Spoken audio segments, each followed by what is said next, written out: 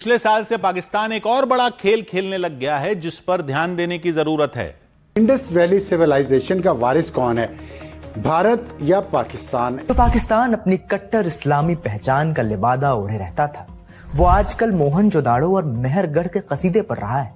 पाकिस्तान खुद को 5000 साल पुरानी नदी सभ्यता का उत्तराधिकारी बताकर अंतर्राष्ट्रीय स्तर पर सहानुभूति और वैधता हासिल करने की कोशिश कर रहा है। पाकिस्तान कितना पुराना है? कल तक जो पाकिस्तानी अत्युग्रल बनकर ओटोमन तुर्क की तरह घूम रहे थे, आज इटर्नल इंडस सिविलाइजेशन के वारिस बन गए। जो आइडेंटिटी हर मौसम में कॉस्ट्यूम बदल ले, वो आइडेंटिटी नहीं, लिबास है। Where on one hand it's an Islamic country and has been working hard to distinguish itself as separate from Indic civilization since its birth, but at the same time it pretends that ancient Indic cities are of Pakistani heritage. Lahore जो है ये संस्कृत का मरकज रहा है असल में। यहाँ पे बहुत सारे इदारे थे अनारकली में जो संस्कृत में किताबें छापती थे, जो पूरे हिंदुस्तान में जाती थी। संस्कृत को ये समझना कि वो हमारी ज़बान नहीं है, वो कहीं और की ज़बान है, ये तंगनज़री और तासुब अब दूर हो जाना चाहिए। कि इंडिया की जो बीजेपी है वो हर चीज़ पे वो तारीख बदल रही है, और वो तारीख इतनी ज़्यादा बदल रही है कि हक़ायक़ को मसख़ कर रही है, और हर चीज़ को वो ये साबित करने की कोशिश कर रहे हैं कि शायद दुनिया का आगाज़ भी हिंदुइज़्म और हिंदू तहजीब से हुआ है। इसीलिए इंडस वैली सिविलाइजेशन जो पाकिस्तान का विरसा है और जिसके बारे में बहुत सारी किताबें लिखी जा चुकी है, जिस पे बहुत तहकीकात हो चुकी हैं, उसको भी वो कोशिश कर रहे हैं कि किसी तरीके से अपना बना लिया जाए, अपना कह दिया जाए। इसको अनकोड करना जरूरी है कि अचानक पाकिस्तान के जर्नैल जो हैं उनको इंडस वैली सिविलाइजेशन और मोहनजोदाड़ो जो है वो क्यों याद आ गया, और मोहनजोदाड़ो है या मजबूरी है, चक्कर क्या है? उन्होंने मोहनजोदाड़ो और सिंधु घाटी सभ्यता का उल्लेख करते हुए दावा किया कि पाकिस्तानी सिंधु नदी का वास्तविक संरक्षक है। उनके अनुसार सिंधु सभ्यता से जुड़ा ऐतिहासिक संबंध पाकिस्तान को इस नदी पर विशेष अधिकार प्रदान करता है। भारत द्वारा सिंधु जल संधि को स्थापित करने के फैसले की आलोचना करते हुए पाकिस्तान के कई नेता लगातार आक्रामक बयान दे रहे हैं, क्योंकि पाकिस्तान ने अपनी पहचान ही इस्लाम पर खड़ी करके रखी है। अपना इतिहास भी वहीं से शुरू हुआ मानता है, जब साल 712 में, माफ कीजिएगा, 712 एडी में मोहम्मद बिन कासिम ने हमला करके सिंध पर कब्जा कर लिया था। यानी आज तक वो अपने लोगों को भी यही पढ़ाता था कि जहां से इस्लाम इस इलाके में आया वहीं से एक तरह से इतिहास शुरू होता है। लेकिन अब उसको अचानक सिंधु घाटी सभ्यता याद आने लग गई है। अब वो अचानक पिछले कुछ दिनों से सिंधु घाटी सभ्यता को अपनी राष्ट्रीय पहचान का बहुत बड़ा हिस्सा बताता फिर रहा है। सिर्फ मोहनजोदाड़ो ही नहीं, पाकिस्तान आजकल तक्षशिला, मेहरगढ़ और गांधार की बौद्ध विरासत के भी खूब ढोल पीट रहा है। अप्रैल 2026 में पाकिस्तान के राष्ट्रपति आसिफ अली जरदारी ने कहा कि पाकिस्तान सिंधु घाटी और गांधार का संगम है। इस पर अफगानिस्तान के पूर्व राष्ट्रपति हामिद करजई ने उन्हें खरी खरी सुनाई। उन्होंने याद दिलाया कि गांधार सभ्यता का बड़ा हिस्सा अफगानिस्तान में है और कोई अकेला मुल्क इस पर अपना हक नहीं जता सकता।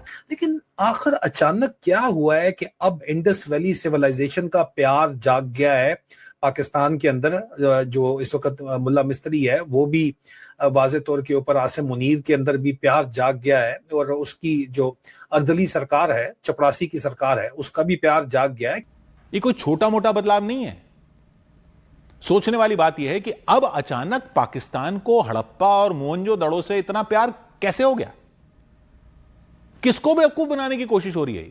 इंडस वैली जो है, इंडस वैली सिविलाइजेशन, क्या ये हिंदू है? हिंदू जिसको अब हम हिंदू कहते हैं ना, उसका ताल्लुक है वैदिक ट्रेडिशन से। ठीक है।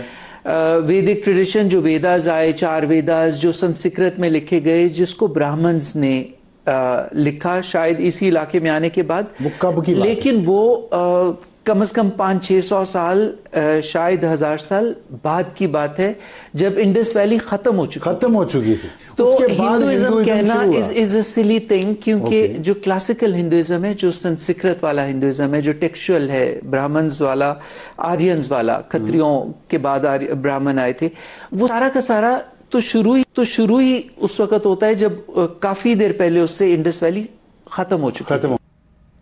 अब बिलावल भुट्टो जरदारी भी कहते हैं कि वो तो सिंधु घाटी सभ्यता के वारिस हैं। अब वो खुद को सिंधु के सच्चे रखवाले बता रहे हैं। अब तक तो आसिम मुनीर 2 नेशन थ्योरी की गाने गा रहे थे। खत्म यानी है कि जो सिटीज हैं वो खत्म हो चुकी थी।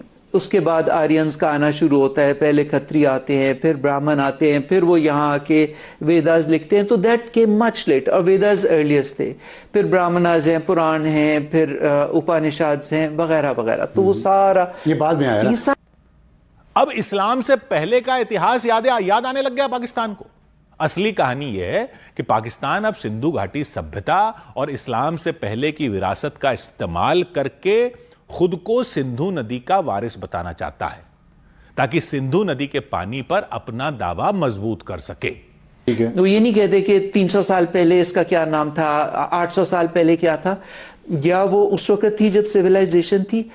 आजकल अगर उसको रेफर करना हो तो एंशिएंट इजिप्शियन, तो ये जो है ये एंशिएंट पाकिस्तानी सिविलाइजेशन बनती है उस हवाले से ना। नेशन स्टेट इस वक्त पाकिस्तान है, पॉलिटिकल एंटिटी वो है, अदरवाइज ये ह्यूमन हेरिटेज है। अच्छा, इसमें जो मसला शुरू हुआ है वो है इंडस वाटर ट्रीटी से जो हुई थी, और फिर इंडिया ने पिछले साल उसको ख़त्म कर दिया, वन साइडेड जो जंग हुई है इंडिया के साथ, और उसके बाद से ये बहस शुरू हुई है कि इंडस जो दरिया है, दरिया के नाम पे तहजीब पूरी हुई है। पाकिस्तानी सिविलाइजेशन, उसमें अब ये कहना कि वो इंडियन है कि नहीं, वो कहते हैं कि जी पहले तो सारा इंडिया ही था, दैट इज नॉट ट्रू।